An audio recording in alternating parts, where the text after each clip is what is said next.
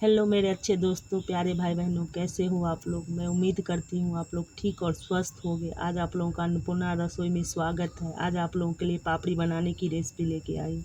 तो एक कटोरी में गेहूं का आटा ले ली हूँ और इस बड़े से मुंह वाले बर्तन में डाल दी हूँ।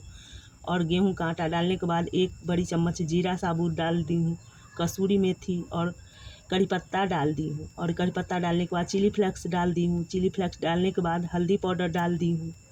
और हल्दी पाउडर डालने के बाद आधी कटोरी सूजी डाल दी हूँ। तो ये सारी चीज़ डालने के बाद 1 बड़ी चम्मच चाट मसाला डाल दी हूँ।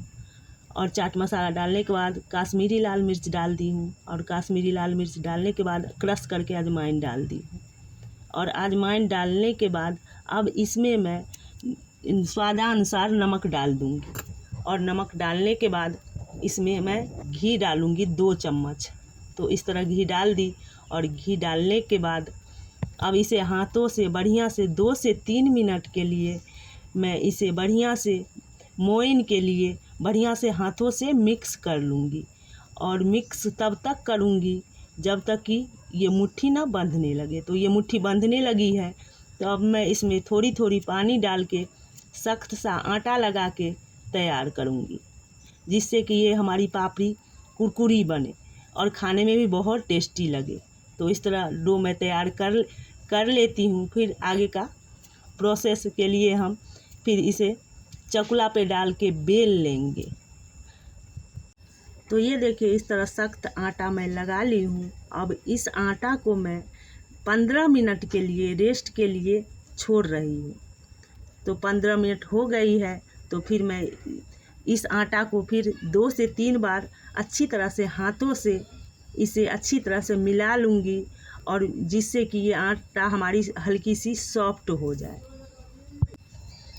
तब इस आटा से मैं बड़ी बड़ी लोई निकाल रही हूँ, जितनी बड़ी हमें बेलनी है। और इस तरह लोई निकालने के बाद फिर इसे बढ़िया से हाथों से मिला लूँगी। और मिलाने के बाद इसे फिर हथेली पे रख के इसे गोल करूँगी। तो ये देखिए इस तरह मैं गोल कर रही हूँ। और गोल करने के बाद इसे चकले पे डालूँगी और फिर इसे बेलूँगी। तो इस तरह ये अच्छी तरह से अब गोल हो गई है। तो फिर मैं अब इसे चकले पे डाल रही हूँ। इस तरह मैं अब इसे चकले पे डाल रही हूँ बेलने के लिए।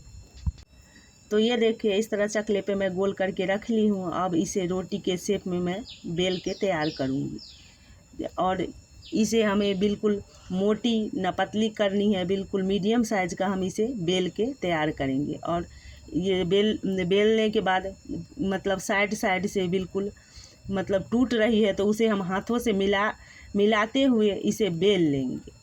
और बेलने के बाद इसे कांटा की मदद से हम छेद लेंगे, जिससे कि ये जो हम पापड़ी बनाएंगे वो फूले ना और बिल्कुल कुरकुरी सी बने।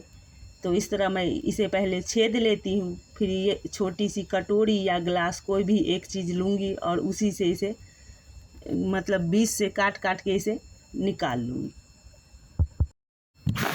तो इस तरह कांटा से छेदने के बाद छोटी सी ग्लास मैं ले ली हूँ और उसकी मदद से इसे छोटी छोटी सी पापड़ी निकाल के मैं तैयार कर रही हूँ। आप चाहो तो इसे कटोरी के छोटी सी कटोरी से भी इसे निकाल के अच्छी सी शेप दे सकते हो। तो इस तरह फिर से मैं वो पापड़ी निकालने के बाद फिर से इसे रोटी के शेप में बेल ली हूँ। और उसके बाद बेलने के बाद फिर से इसे छेद रही हूँ। अब मैं इसे दूसरी शेप में काट के आप लोगों को दिखा रही हूँ।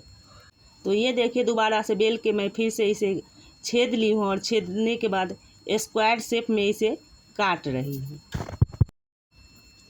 तो इस तरह काट के मैं इसे फिर दोबारा से जो बैच हम फ्राई करेंगे उसे ऐसे ही काट के रख ले रही हूँ। और दोबारा से एक बैच मैं ऐसे ही फ्राई करके इस नमकीन को निकालूंगी।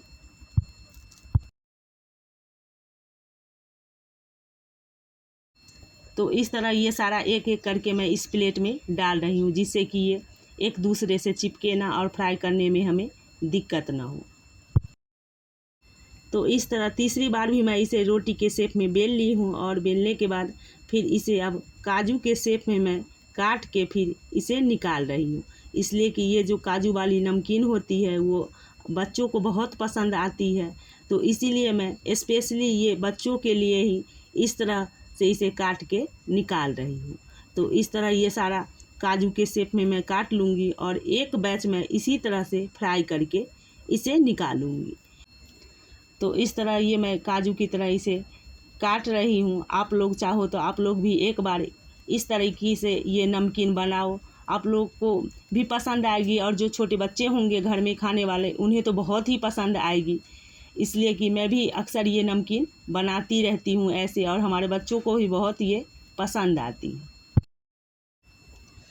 तो इस तरह सारा नमकीन काटने के बाद मैं चली आई हूँ गैस पे, और गैस पे पहले से ही कढ़ाई चढ़ा के तेल गरम कर ली थी। तो सबसे पहले मैं जो काजू के शेप में काटी हूँ नमकीन, वो सबसे पहले फ्राई करके निकाल रही हूँ।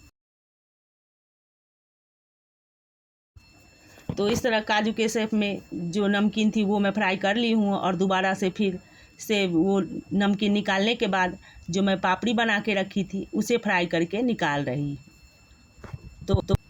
तो इस तरह ये एक एक पापड़ी मैं इस तेल में डालूँगी, और डालने के बाद फिर इसे अलट पलट के अच्छी तरह से फ्राई करके निकालूँगी।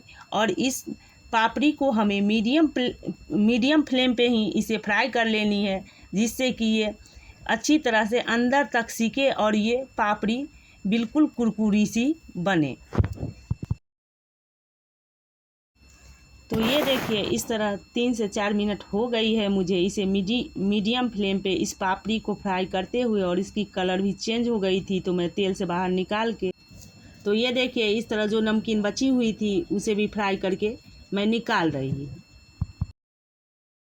तो ये देखिए इस तरह ये सारा नमकीन हमारी अच्छी तरह से फ्राई हो गई है, और सारा नमकीन मैं इस तरह से फ्राई करके निकाल ली हूँ। इस तरह तीनों नमकीन बनके हमारी तैयार हो गई है।